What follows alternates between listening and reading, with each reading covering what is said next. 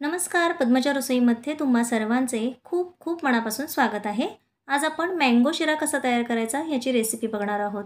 प्रत्येकाच्याच घरी रवा हा बनत असतो, पण आज आपण सीझनमध्ये मिळणाऱ्या मँगोपासून हा मँगो रवा कसा तयार करायचा ते बघणार आहोत। मऊ, लुसलुशीत आणि दाणेदार जर रवा असा तुम्हाला तयार करायचा असेल तर त्यासाठी लागणारे योग्य प्रमाण खूप गरजेचं असतं। तर वेळ न घालवता आपण व्हिडिओला सुरुवात करूया। त्यासाठी इथे मी 1 कप एवढा रवा घेतलेला आहे। रवा घेताना बारीक रवा घ्यायचा, जाड रवा घेतला तर त्याचं प्रमाण थोडंसं वेगळं असू शकतं।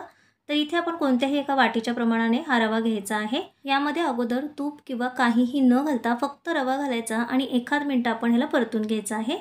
यामध्ये आता आपण ज्या कपाने रवा घेतला होता त्याच कपाने पाऊण कप एवढं मी तूप घेतलेलं आहे।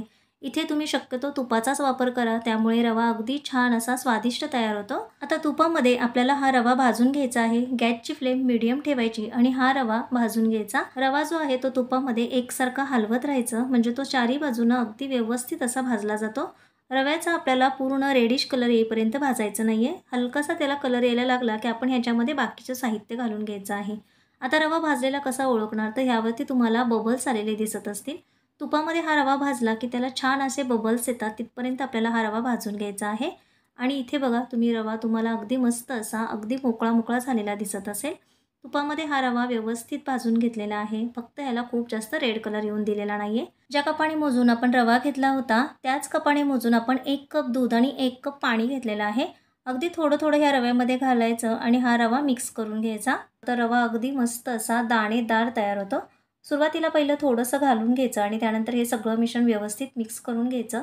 थोडासा दाटसर असा रवा झाला आणि त्याने सगळं हे पाणी शोषून घेतलं की मग पुन्हा एकदा आपण ह्यामध्ये ह्याच पद्धतीनं हे मिश्रण घालून घेणार आहोत। या पद्धतीने 1 ते 2 वेळा जर तुम्ही ही प्रोसेस केली तर रवा अगदी मस्त असा दाणेदार तयार होतो। बऱ्याच ठिकाणी रवा करण्याची थोडीशी वेगळी प्रोसेस असते। सुरुवातीला दूध आणि साखर उकळवून घेतलं जातं आणि त्यानंतर मग त्यामध्ये रवा सोडला जातो।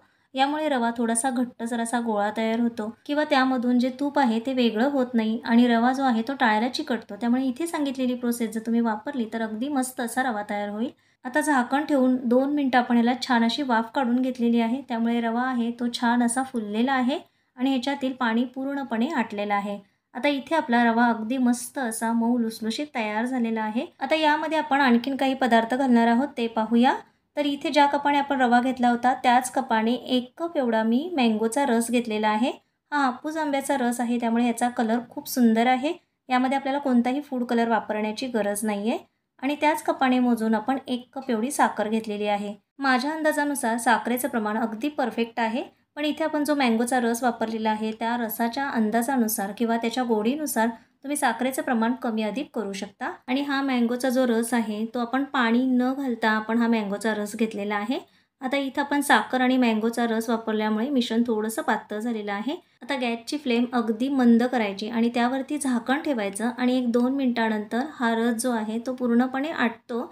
साखर आहे ती पूर्णपणे शोषली जाते आणि रवा अगदी मस्त असा घट्टसर तयार होतो। यामधून तुम्हाला तूपसुद्धा वेगळं झालेलं दिसत असेल।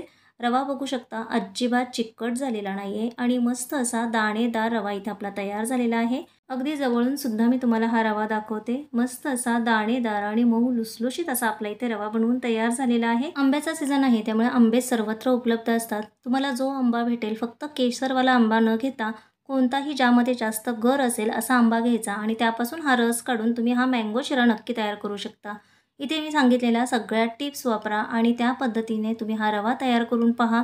माझ्या मुलांना तर हा रवा खूप आवडला, तुमच्या मुलांना सुद्धा नक्कीच आवडेल। कशी वाटली तुम्हाला माझी ही रेसिपी? तुम्हाला जर माझी रेसिपी आवडली असेल तर व्हिडिओला लाईक आणि शेअर करायला मात्र अजिबात विसरू नका। चॅनलवरती नवीन असाल तर चॅनलला सबस्क्राईब करा, बाजूचं बेल बटन नक्की दाबा, म्हणजे माझ्या येणाऱ्या सगळ्या नवनवीन रेसिपी लगेचच तुम्हाला पाहायला भेटतील। पुन्हा भेटूया अशाच एका छानशा नवीन रेसिपी सोबत। तोपर्यंत मस्त खा आणि स्वस्त रहा आणि माझे व्हिडिओ पाहत रहा।